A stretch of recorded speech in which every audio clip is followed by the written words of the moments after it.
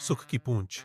एक प्रेरणादायक कहानी। एक जंगल में एक छोटा सा बिल्ली का बच्चा अपनी पूंछ पकड़ने के लिए गोल गोल घूम रहा था।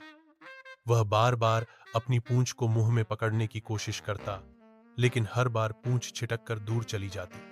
वह कभी इधर दौड़ता, कभी उधर, और गोल गोल चक्कर काटता रहता। उसका यह खेल पास ही बैठी एक बूढ़ी बिल्ली बड़े ध्यान से देख रही थी। काफी देर तक चुपचाप देखने के बाद बूढ़ी बिल्ली ने आखिरकार उससे पूछ ही लिया, बेटा, तुम अपनी पूंछ के पीछे क्यों भाग रहे हो? कोई खास वजह है क्या?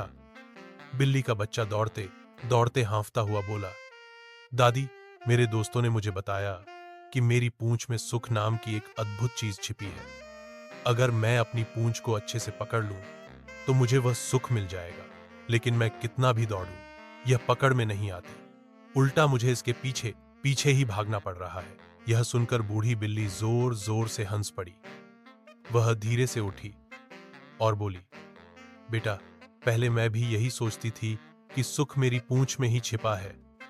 मैं भी इसके पीछे खूब दौड़ी, लेकिन कितना भी दौड़ने के बाद वह मेरे हाथ कभी नहीं आई। फिर अनुभव से मुझे समझ आया कि पूंछ के पीछे भागना बेकार है, इसलिए मैंने उसका पीछा करना छोड़ दिया। और क्या देखती हूं, अब मैं जहां भी जाती हूं मेरी पूंछ मेरे पीछे पीछे ही आती है। यह कहकर बूढ़ी बिल्ली ने चलना शुरू किया। बिल्ली का बच्चा देखता रहा। सचमुच उसकी पूंछ उसके पीछे पीछे चल रही थी। बच्चे की आंखें आश्चर्य से चमक उठीं। उसने भी दौड़ना बंद किया और धीरे धीरे चलना शुरू किया।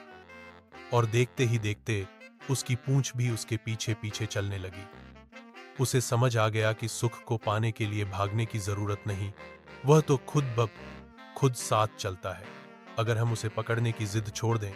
यह कहानी हमें सिखाती है कि सुख बाहर की चीजों में या भाग दौड़ में नहीं, बल्कि हमारे मन की शांति और संतुष्टि में छिपा है।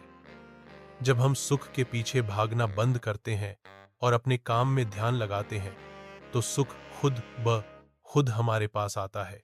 जैसे बिल्ली की पूंछ, सुख भी हमारे साथ साथ चलता है, बशर्ते हम उसे जबरदस्ती पकड़ने की कोशिश न करें।